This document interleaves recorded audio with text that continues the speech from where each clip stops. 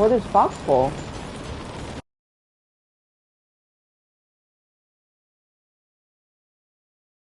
This is the story of a man named Stanley. Stanley worked for a company in a big building where he was There's something I employee still haven't number figured out how to do that I 427. need to figure out how to do. Employee number 427's job was simple. He sat at I'm his gonna try and desk in figure out how to room do it. 427 and he pushed Actually, no, buttons there's on one the ending keyboard. I know I haven't Orders got because came I to did it him with a through bucket, but I monitor haven't on done the it with desk, just Stanley, telling him and it's what the buttons bottom to of the push, monitor how long to room. push them, and in what order. This is what employee 427 did every day of every month of every year. And although others might have considered it soul-rending, Stanley relished every moment that the orders came in, as though he had been made exactly for this job. And Stanley was happy. And then one day, something very peculiar happened. Something that would forever change Stanley. Something he would never quite forget. He had been at his desk for nearly an hour when he realized that not one single order had arrived on the monitor for him to follow. No one had showed up to give him instructions, call a meeting, or even say hi. Never in all his years at the company had this happened, this complete isolation. Something was very clearly wrong. Shocked, frozen solid, Stanley found himself unable to move for the longest time. But as he came to his wits and regained his senses, he got up from his desk and stepped out of his office. What kind of game is Foxhole? All of his co-workers were gone. What could it mean? Stanley decided to go to the meeting room. Perhaps he had simply missed a memo.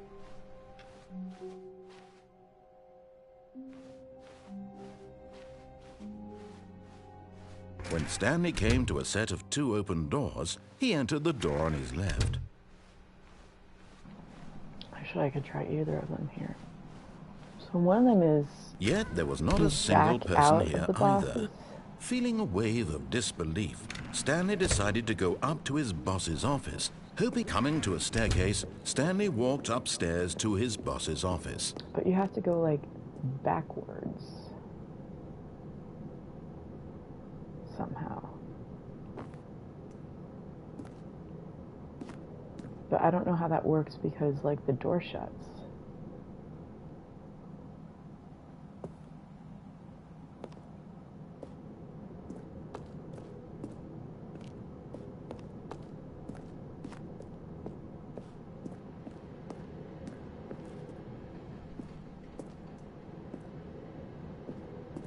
I don't get it.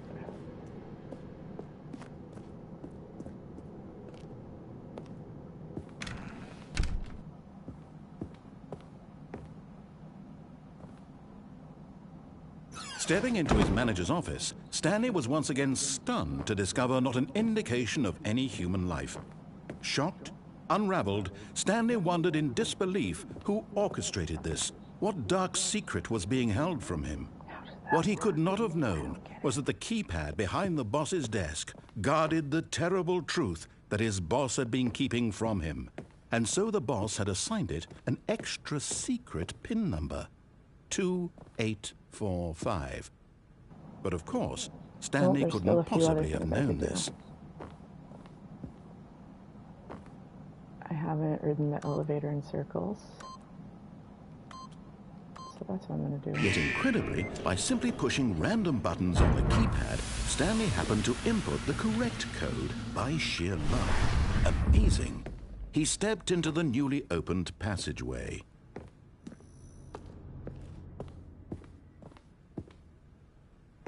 Yeah, I don't know how that works.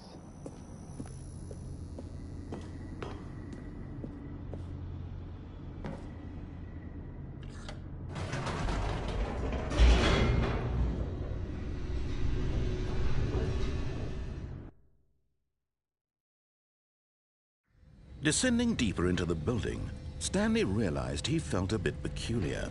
It was a stirring of emotion in his chest, as though he felt more free to think for himself, to question the nature of his job. Why did he feel this now, when for years it had never occurred to him? This question would not go unanswered for long.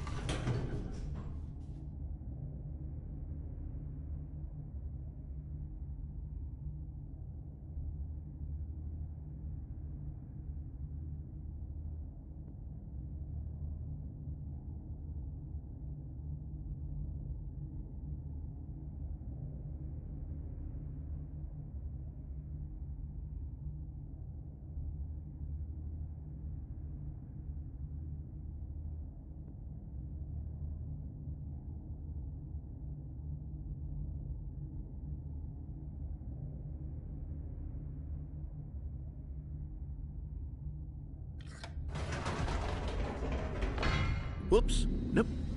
Never mind. Stanley actually got back into the elevator and went back up. Silly me.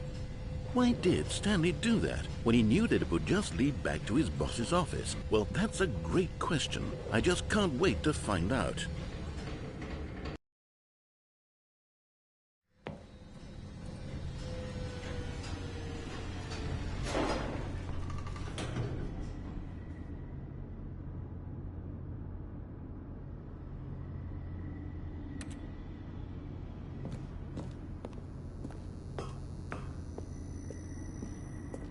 Here we are, Stanley. It's your boss's office. Exactly the way it was before you got onto the elevator. It's still just exactly what it is. What a decision you've made to come up here and look at the office again.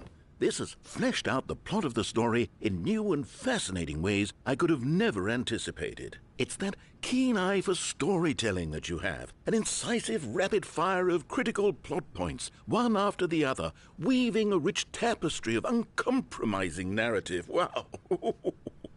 I'm bolted to the edge of my seat.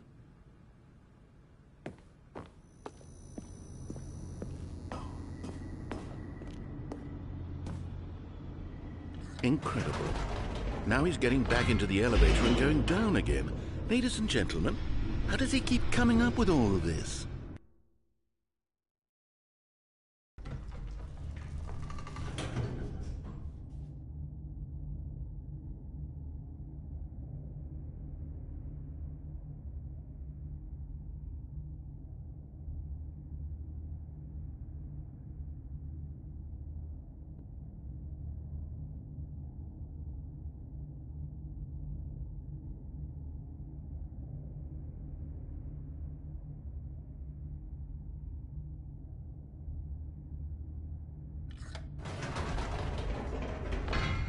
Did you think we were going to go forward down the spooky corridor? No.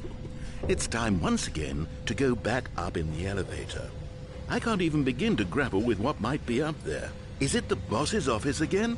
Or what if it's the boss's office this time? The suspense is killing me.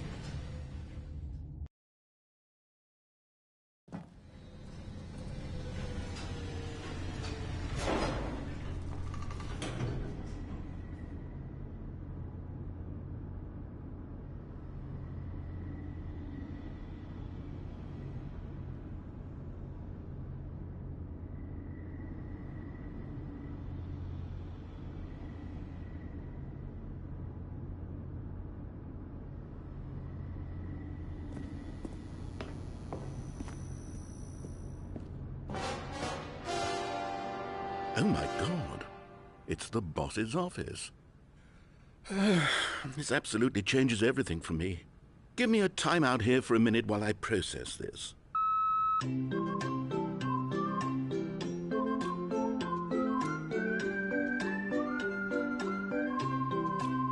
I picked the perfect time to do this ending if this is part of it. Holy crap. Okay, I'm ready. I'm prepared to embrace this stunning revelation and to move forward with... No! No, wait! No! I need more time to process.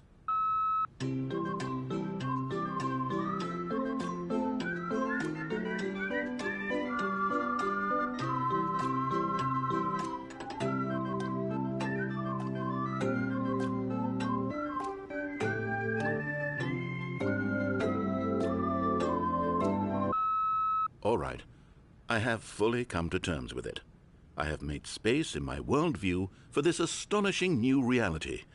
As before, I turn to your expert eye for gripping narrative, Master Stanley.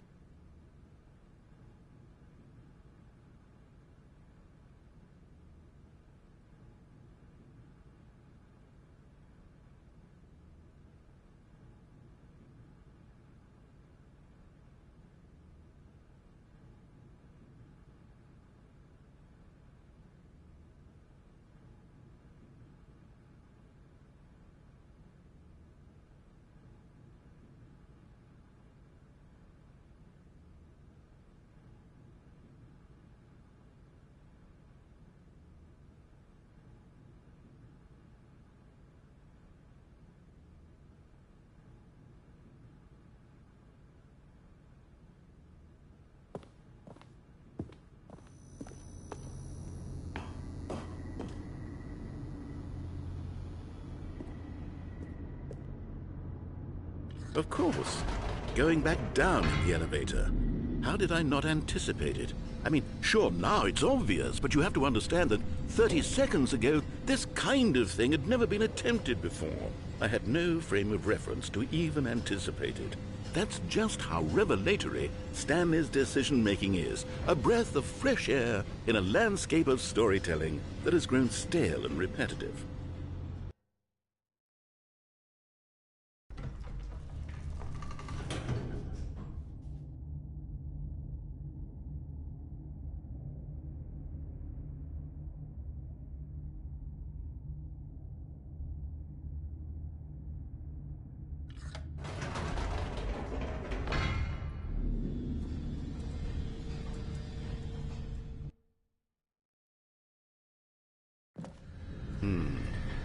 You know what? I've just thought of something. Hold on, let's stop for a moment. Don't you realize? It's the anticipation, Stanley. You and I, we have no way of knowing what will be at the top of this elevator. But the suspense, the agony of waiting and anticipating and having to guess, that's the real thrill.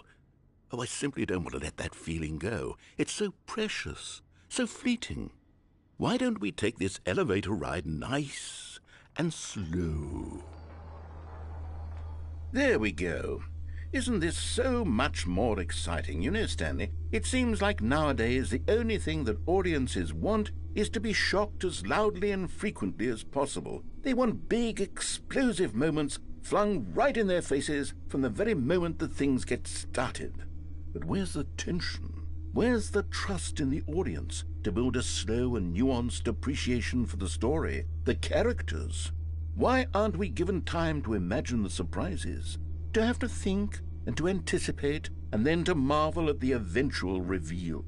This is storytelling, Stanley. What you and I are doing right now. This is the most exciting narrative to be developed in years, and it's really all because of you. You're the one who took this bold step of revisiting the exact same locations over and over. Truly, I mean it. This is unique and different. It's not like anything else out there. You see, I want stories that surprise me, Stanley. I want to have to think. I want to be engaged and not pandered to. We're being fed such unimaginative drivel all the time, and we all know it, which is why we're so starved for content that makes us feel sharp and vital and alive. That's why people like you so much, Stanley, because you're not afraid to spit in the face of tradition. You're a role model, you know? People look up to you. Which is why, though I didn't know when to spring this on you, but, well, I've gathered a little press conference for you, so that you can talk about your work and your storytelling and your life. Yes, I know you're not much for the public eye, but I thought it would especially mean a lot to the people who have been following you from the beginning. They really look up to you, Stanley. I don't know if you realize the impact you have on them. This is the kind of gesture that might leave a tremendous impact on them for the better. Oh, good, we're here.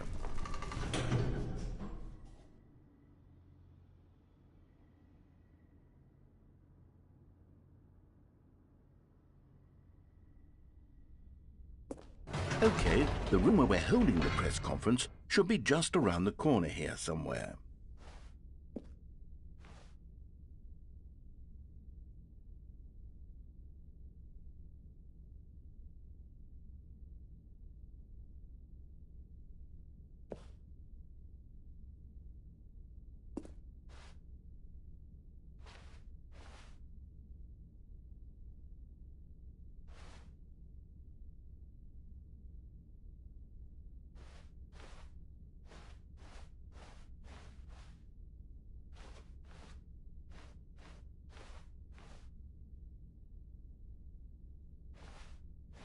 Ah, yes, here it is, just through this door.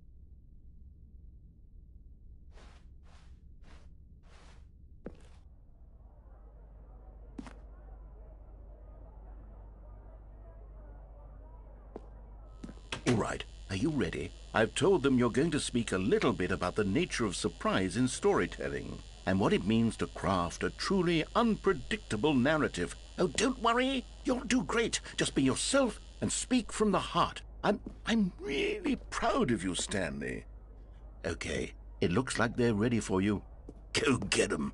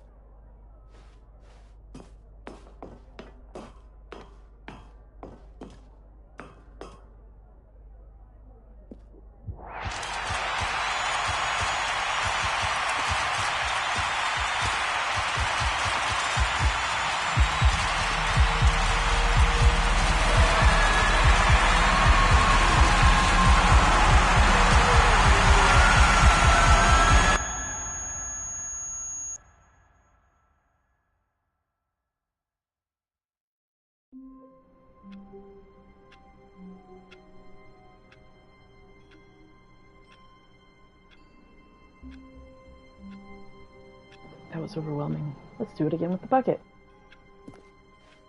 All of his co-workers were gone. What could it mean? Stanley decided to go to the meeting room.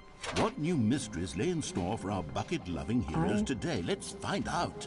I'm not going to do the one where you have to play the Stanley game for clutched 4 the hours. bucket I will tightly look to that his up. chest and entered the door on his left. I'm not playing that game for 4 hours. Still Trying to no get one it was to 4 here. hours. No. Stanley needed the bucket's warmth and comfort now more than ever.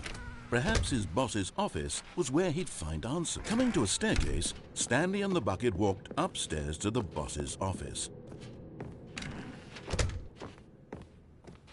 I still don't understand how you're Stepping supposed to into do his the... manager's office, the one when Stanley you was back out once of the again office. stunned to discover not an indication of any human life. I know there's something where you're Crushed supposed by to the back weight out, of this but I don't revelation, understand how I'm supposed to Stanley do it. guessed the correct code by sheer luck. Was it that the bucket knew all along? Was the bucket guiding him? Yes, this is certainly the most logical explanation.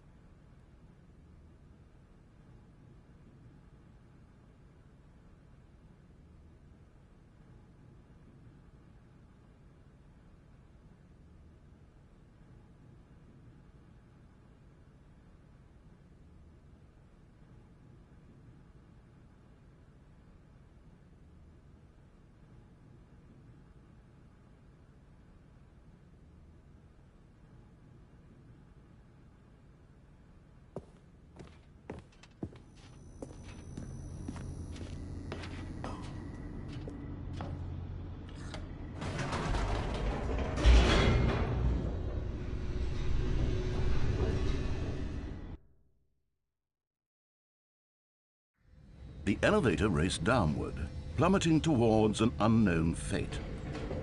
It would be all Stanley could do to keep himself together, if not for the bucket. Soothing him, comforting him, reassuring that in this darkest moment of uncertainty, he would be all right. The bucket is here for you, Stanley. Everything will be fine. Wait, Stanley said to the bucket. Can we go back up? When I was pressing those keypad buttons, there was something very intriguing about the number 3. I want to go back so I can try pressing the number 3 again. The bucket said nothing.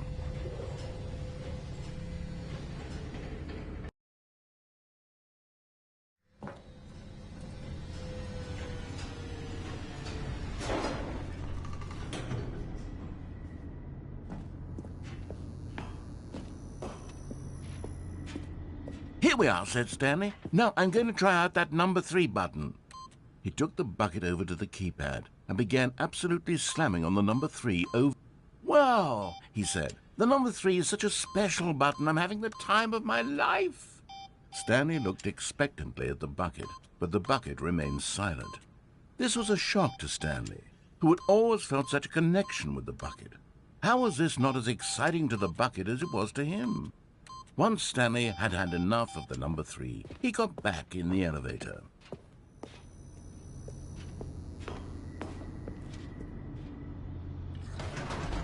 Perhaps the bucket had missed something.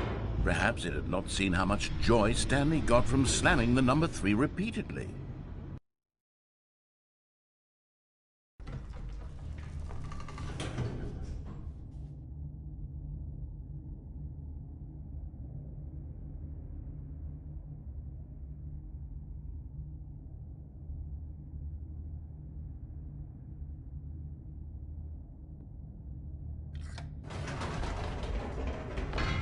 No, said Stanley to the bucket. "You can't go on yet. Not till you understand how much the number 3 means to me. You and I have been through so much together, and I just want you to see what I see. Feel the happiness I feel." He smiled at the bucket, and the bucket said nothing.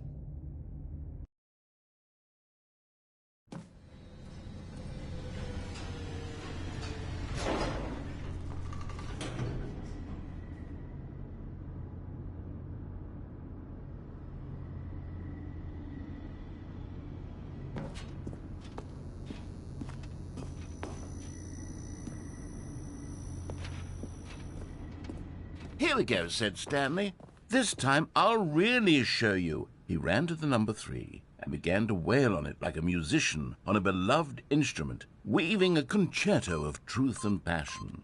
He wielded the number 3 like a fine artist would wield a paintbrush. He told stories through the number 3, stories of his dreams and hopes and fears, and the whole time he looked to his bucket for a reaction of some kind. Anything to let him know that the bucket appreciated what he was doing. The bucket conveyed absolutely nothing at all, only silence. Crushed by a wave of dejection, Stanley returned to the elevator.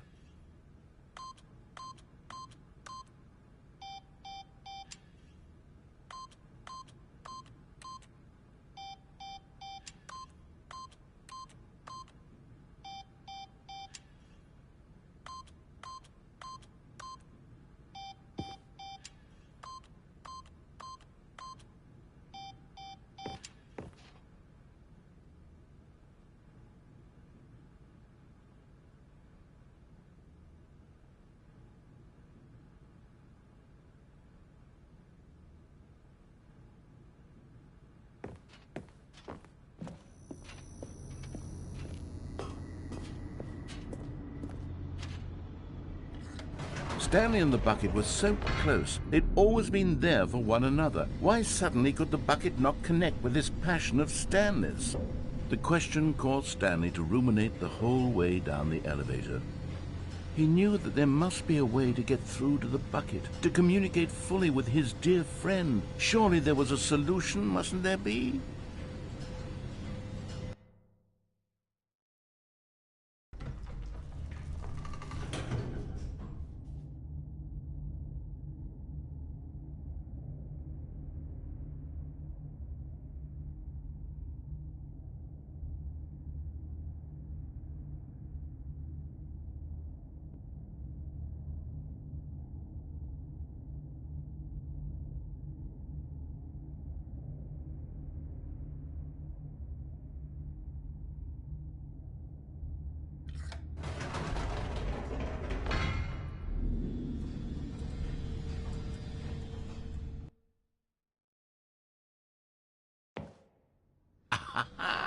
Said Stanley. "I know what to do. I know how to fully express this feeling in my heart." He decided right then and there that he would hold a press conference where he would speak to the public on all matters relating to pressing the number 3 over and over. He would elaborate fully on what the number 3 meant to him and why he felt so alive when pressing it. Then the bucket would be able to see his joy through the eyes of others. It would get to see the world react to this discovery of Stanley's. And it would be through the public eye that the bucket would finally understand Stanley's work.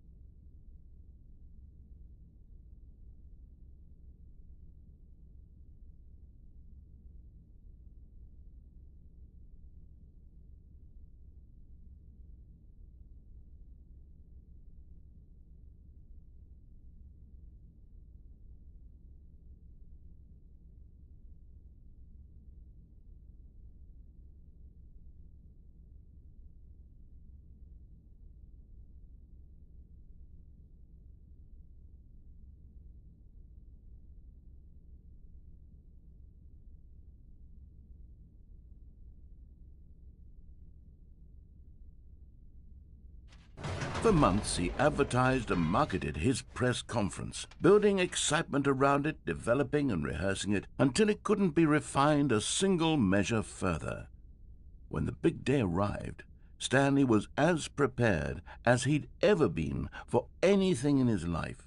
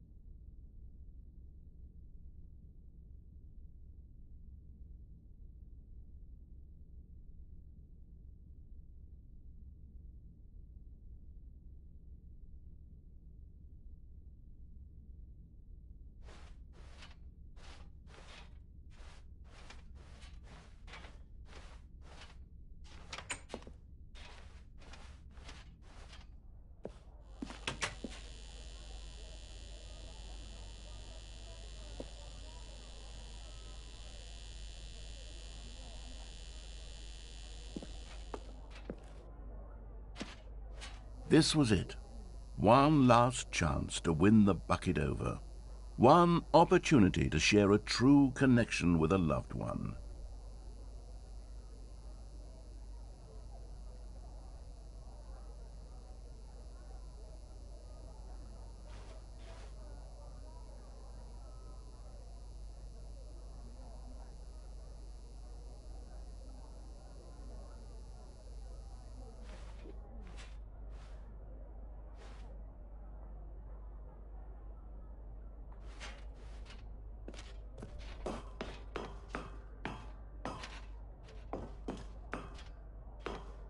There was no one here. Nobody had come to the press conference to hear Stanley speak, to listen to him talk about what it really means to press the number 3 on a keypad over and over. He was unloved, uninteresting, he was a failure, and in that moment Stanley knew that the bucket would never again take him seriously. There would be no connection, no deeper understanding. The bucket merely sat there in his arms, indifferent. And so it began that slowly, over many years, the two of them grew more and more distant. They spoke less and less, neither wishing to state the obvious, that any sense of real respect between them had eroded since that day at the press conference. There would be no more games, no more long conversations about passion and pursuit, only a silence that consumed the space between friends. And Stanley, having for once in his life discovered the warmth and comfort of true companionship, was cast back into the unremarkable normalcy of loneliness.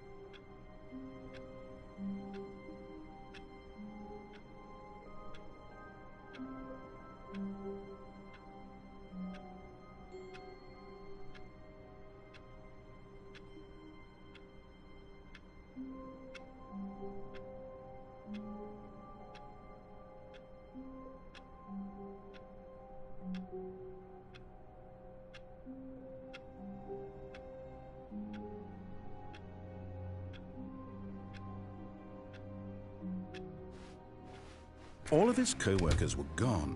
What could it mean? Stanley decided to go to the meeting room. Perhaps he had simply missed a memo.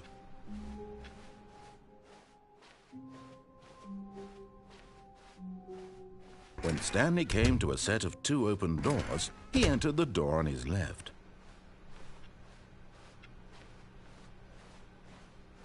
Yet there was not a single person here either.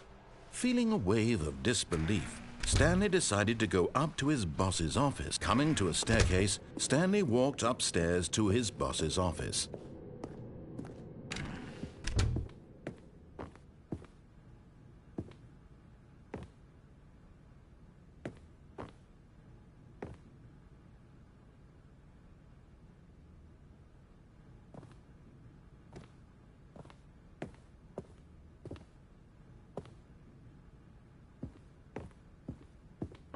I don't know how to back out. Stepping into his manager's office, Stanley was once again stunned to discover not an indication of any human life. I don't get it. What could it mean? Stanley wondered aloud to nobody. He began wildly tearing through papers on the boss's desk. Stanley was in such a rush to get through the story as quickly as possible, he didn't even have a single minute to just let the narrator talk. That kind of anxiety isn't healthy. So he relaxed for a few moments with some calming New Age music.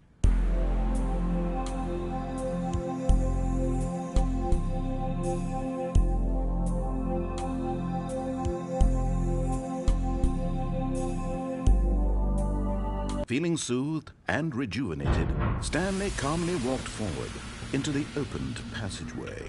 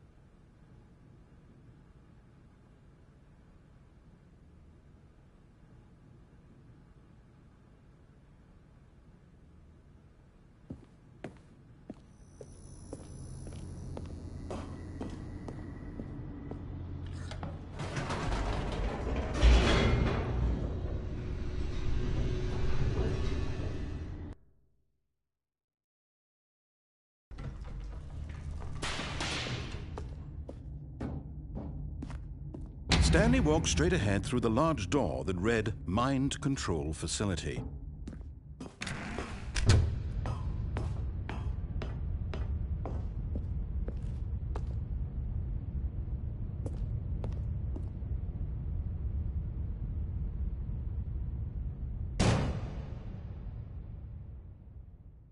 Aha! You've made it to the bottom of the Mind Control Facility. Welcome! You see, back when the Stanley Parable first launched in 2013, getting to the bottom of the Mind Control Facility was a bug that we simply didn't catch during development. And you all sent us lots of photos of it on Twitter and acted very superior about it.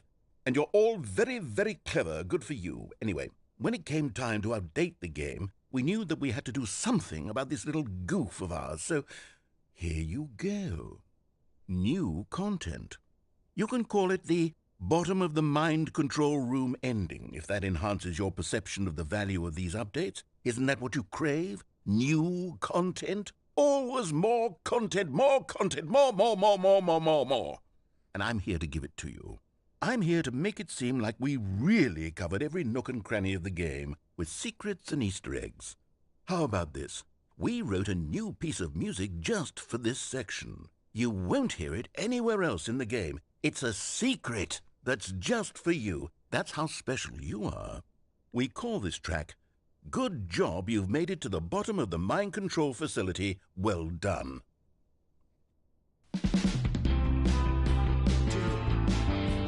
Good job, you did it. Good job. 3, 2, 1. Good job, you made it to the bottom of the mind control facility. You jumped on the catwalk. You should have been careful. You should have been careful. It used to be a bug, but now it's an ending. Now it's an ending. I believe in you. I believe in your ability to cross this barrier and chase your dreams. But railings don't mean anything. Good job, you did it. Good job, you did it. Good job, you did it. Good job, you did it. Good job, you did it. Good job, you did it. Good job, you did it. Good job, you did it. Good job, you did it. Good job, you did it.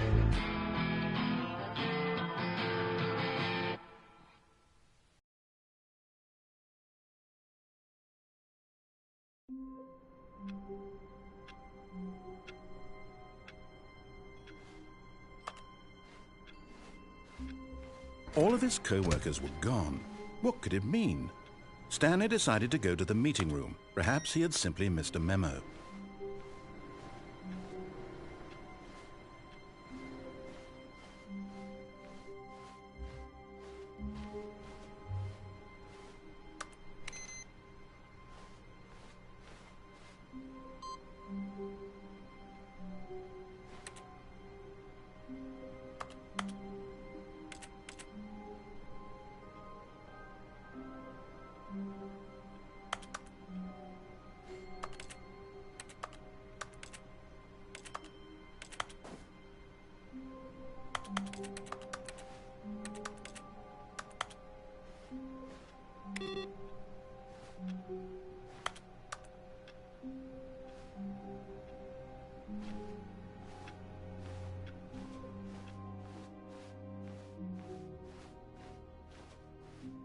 When Stanley came to a set of 2 open doors, he entered the door on his left.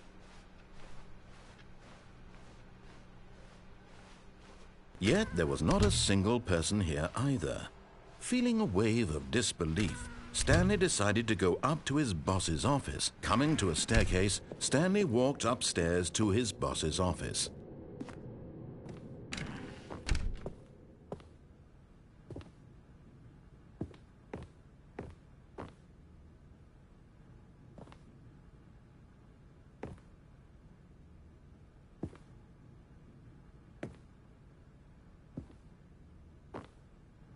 Okay, I think we all...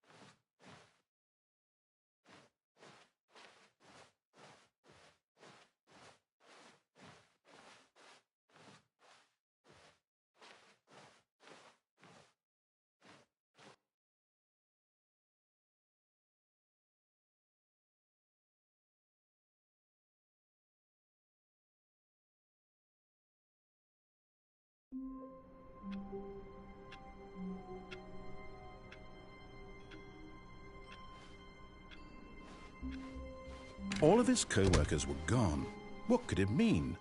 Stanley decided to go to the meeting room. Now this, Stanley thought to himself, this is a bucket. And indeed it was.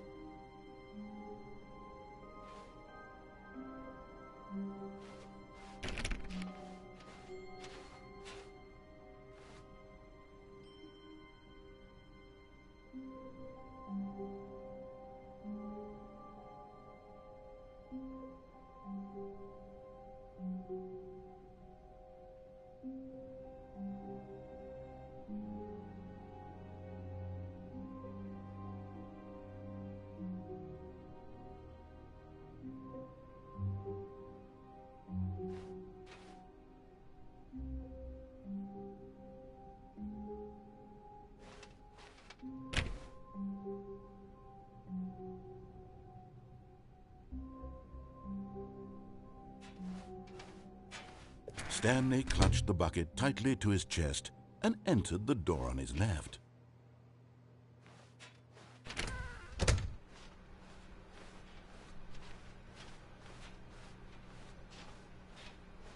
Still no one was here.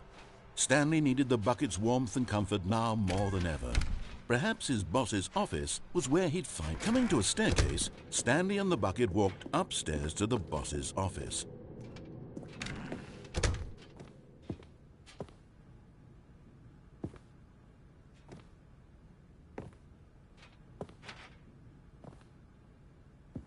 Stepping in.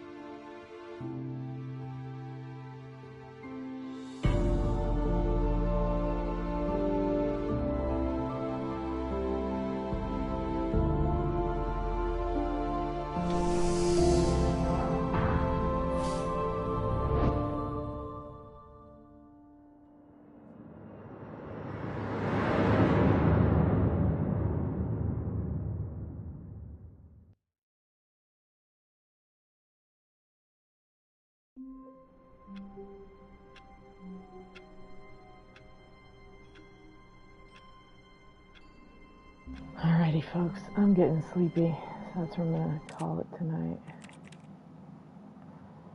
And I think I've got a little more of this game left for tomorrow. I know there's still some secrets left in it. I know there's still a few endings I haven't done. One or two at least. So I'll be back in the game tomorrow. I know there's still a handful of things I gotta find, but see you then. Enjoy the rest of the holiday. I'm here every night. If you enjoyed watching, subscribe if you want to keep watching. No pressure to do either. Have a good one, y'all. Bye.